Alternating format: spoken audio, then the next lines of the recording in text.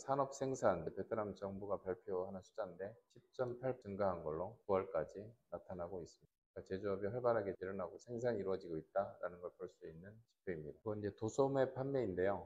이것도 내수 시장을 우리가 가늠해 볼 수 있는 숫자인데 24년 7월에 9.4%, 8월에 7.9, 9월에 7.6% 증가한 걸로 나오는데 베트남이 기본적으로 잠재 성장률이 6%, 네. 물가 상승률이 4%. 그렇기 때문에 평균 한 10% 정도 가격 상승이 있는 그런 경제라고 볼 수 있는데 그 기준으로 이 숫자들을 보면 도소매 판매는 상당히 조금 저조하다라고 이렇게 저희가 판단해 볼 수 있습니다. 도소매 판매가 저조하다는 게 이제 내수가 조금 안 된다는 거죠? 그렇죠. 내수가 생각보다는 그 경제 성장률이 7%가 나옴에도 불구하고 내수 시장은 아직 그렇게 활기를 띠고 있지는 못하다. 이렇게 우리가 해석할 수 있는 그런 숫자들입니다. 베트남이 수출로 베트남 경제의 성장을 견인하는 가장 중요한 숫자들인데요. 2023년에 3,550억 불을 수출을 하였고 올해 9월까지 2,996억 불 수출을 하였는데 아직 3개월이 남아있는 숫자이기 때문에 양호한 수출 성장을 보이고 있다라고 해석을 할 수 있고요.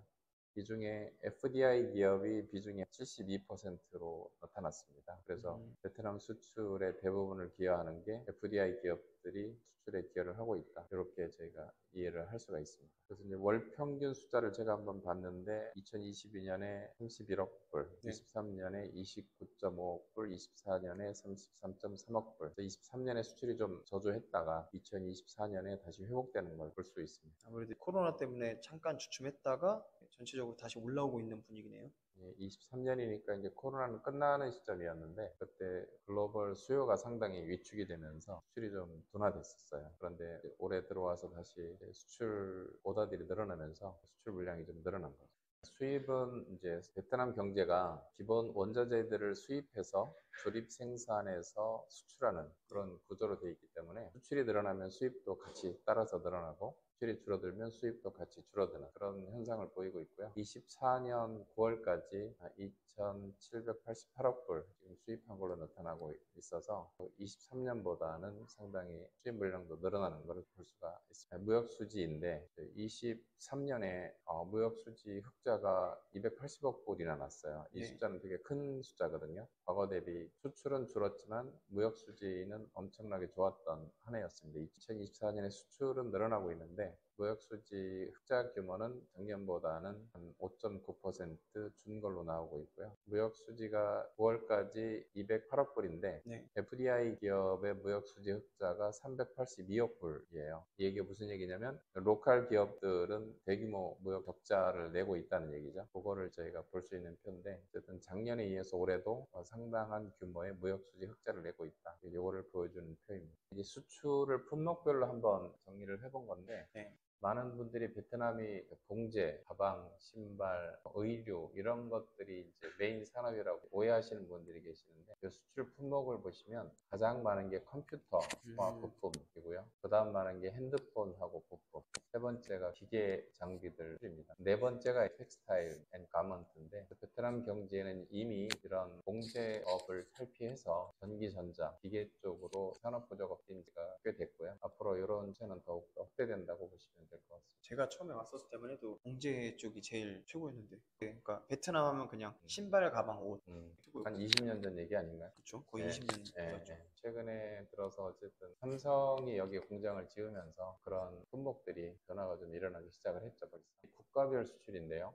미국이 단연 1등입니다. 미국으로 가장 많은 수출을 하고 있고 그 다음이 중국, 그 다음이 대한민국, 그 다음에 일본. 베트남이 메인으로 수출하는 국가가 미국, 중국, 한국, 일본이다 라는 것을 볼 수 있는 표입니다. 이것은 삼성그룹이 네. 베트남 경제에서 차지하는 비중을 보여주는 건데요. 2023년 기준으로 보니까 베트남에 지금 삼성그룹이 4개 회사가 있는데 그 4개 회사 매출을 베트남 전체 수출로 나누어 보니까 숫자가 17.2%가 나오고요. 그 매출을 GDP로 나눠 보니까 14.8%가 나옵니다. 그래도 아직까지는 삼성이 베트남에 기여하는 GDP가 상당히 높은 편이네요. 그렇다고 봐야죠. 제가 2017년에 베트남에 왔는데 네. 그때는 이 숫자가 25%였어요. 그러니까 삼성그룹의 비중이 높긴 하지만 점점 그 비중은 줄어들고 있다. 그거를 이제 저희가 볼 수 있고요. 2023년 삼성그룹 전체 매출의 30%, 이익의 30%를 베트남에 있는 4개 기업이 기여를 했다고 합니다. 그러니까 삼성그룹에서 베트남이 차지하는 비중이 얼마나 중요한지를 또한 우리가 알아볼 수 있습니다. 삼성그룹의 2024년 상반기 비중인데요. 쭉 레비뉴 그로스 오른쪽 보시면 아시겠지만 네. 박린이 상당히 올해 상반기에 고전을 했다는 걸 알 수 있죠. 레비뉴가 10%나 줄었으니까.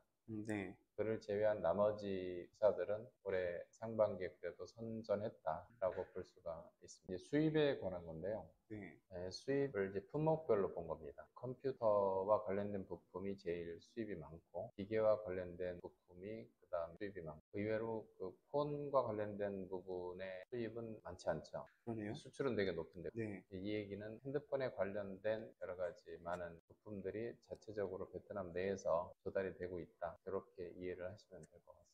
이제 국가별로 수출과 수입이 어떻게 되는지를 한번 보여준 편인데요. 앞에서 저희들이 보았던 것들을 한번 정리해 놓은 거라고 보시면 되겠습니다. 23년 기준으로 수출을 제일 많이 한 데가 미국, 네. 그 다음에 중국, 그 다음에 EU, 아세안 이렇게 수출 비중이 나타나고요. 수입은 중국, 일본, 아세안 이렇게 나타납니다. 이제 한국의 비중은 수출 2023년에 6.6%, 수입도 6.6% 나오는데 베트남 경제에서 그동안 한국이 절대적인 비중을 많이 차지했었는데 그 비중은 조금씩 줄어든다 하는 것을 볼 수 있는 표입니다. 이번에 이제 미국에서 트럼프가 당선이 되면서 이제 중국의 관세를 좀 올리기로 했잖아요. 예. 그거에 대해서 비춰볼 때 베트남은 앞으로 어떻게 될 것 같아요? 그러니까 이제 트럼프가 당선돼서 베트남에 어떤 영향을 줄 것이냐가 이제 두 가지 측면이 있습니다. 하나는 관세를 부과하게 되면 교역량이 줄게 되거든요. 그렇죠.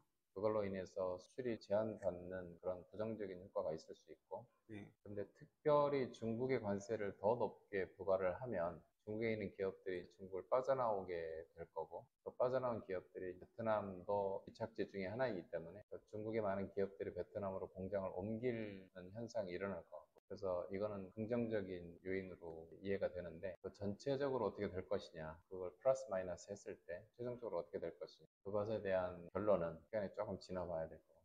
알겠습니다. 베트남 경제 성장의 아주 중요한 축이죠. FDI. FDI를 우리 보는 기준이 두 가지가 있습니다. 하나는 승인을 받은 금액이 있고, 네. 하나는 실제로 돈을 보낸 금액이 있고, 이건 이제 돈을 보낸 송금액 기준으로 숫자를 본 거고요. 네. 매년 FDI 금액이 늘어나는 걸 볼 수가 있고, 지금 9월 달까지 173억 불 베트남에 유입이 됐고, 네. 전년 대비해서 8.8% 증가 그런 상황입니다. 그래서 FDI는 꾸준히 늘어나고 있다. 그걸 저희들이 볼 수 있습니다. 옛날보다 외투법인을 세우는 게 조금 더 쉬워지는 것 같아요. 갈수록. 예전에는 좀 많이 어려웠는데 예. 지금은 외투법인 자체가 좀 세워지는 것도 좀 쉬워지는 것 같고 진입 장벽이 조금 더 낮아지는 느낌이 좀 들긴 해요. 아무래도 외국 자본 유치를 통해서 성장하는 경제 구조를 갖고 있다 보니까 그 부분에 대해서는 꾸준히 이제 행정이나 이런 분들이 조금씩 개선은 되는 것 같아요. 그 FDI가 산업별로 어떻게 들어왔는지, 국가별로 어떻게 들어왔는지 2023년까지 누적으로 된 표인데요. 네. 어쨌든 제조업이 메인으로 되어 있고 부동산도 꽤 높은 비중으로 나타나고 있고요. 네. 8번에 보면 금액은 높진 않은데 이런 산업 쪽에 FDI가 들어오고 있다. 최근에는 반도체, 후공정 업체들이 좀 많이 들어오고 있습니다. 국가별로 누적적으로 보면 대한민국이 역시 가장 많은 투자를 베트남에 했고, 그다음에 싱가포르, 그다음에 일본, 타이완, 홍콩, 중국 본토 이 순서로 현재까지 베트남에 투자를 했다. 이걸 저희가 볼 수 있는 표입니다. 한국하고 일본을 제외한 나머지 국가들은 화교 쪽에서 많이 투자를 한 것 같네요. 예, 싱가포르, 타이완, 홍콩, 유기 차이나. 범 차이나라고 볼 수 있겠죠. 중국 본토에서 투자도 좀 꾸준히 늘어나고 있고 2023년까지 어느 성에, 어느 도시에 FDI가 들어왔느냐를 누적적으로 보여주는 표고요. 호치민이 1등, 하노이가 2등, 빈증 3등, 동라이 4등, 바리아 붕따오 5등. 이게 누적이다 보니까 아무래도 호치민 인근의 투자 규모들이 좀 많이 나타나고 있는데 최근 기준으로 보면 이쪽에 투자가 좀 많이 일어나고 있습니다. 전기, 전자, 반도체 업종 중심으로. 근데 이게 숫자로 보나 뭘로 보나 호치민을 따라가기에는 머네요. 그동안 뭐 호치민의 메인으로 숫자가 되어왔기 때문에 네. 이제 누적 숫자가 이렇게 나오는 거고요. 음. 최근에 연 단위로 보면 이게 또 분위기가 좀 많이 바뀝니다. 요즘 하노이로 많이 투자가 들어가는 것 같더라고요. 전반적으로. 네, 하노이와 정부에서도 하노이를 조금 더 막 발전시키려고 하는 그런 느낌들이 좀 보이는 것 같아요. 그렇죠. 아무래도 수도라서 그런가. 예, 맞습니다.